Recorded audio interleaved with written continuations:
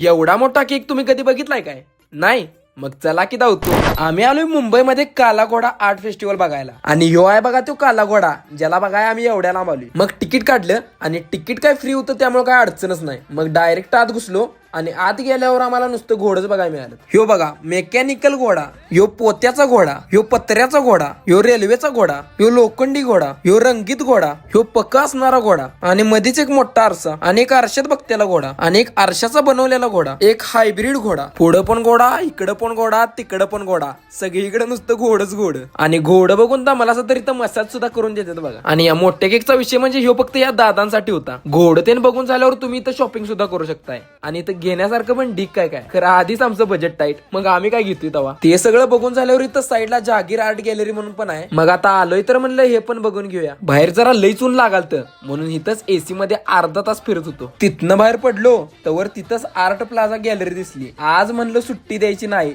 जेवढं बघायला मिळतंय तेवढं बघून घ्यायचं. आता हे सगळं आमचं 1.5 तासात तर आवरलं. आता काय करायचं? भुका तर सगळ्यांनी लागलेल्या लय आणि आता तर लढतऱ्या अंगलट यायला सुरुवात झाली. पुढच्या ब्लॉग मध्ये.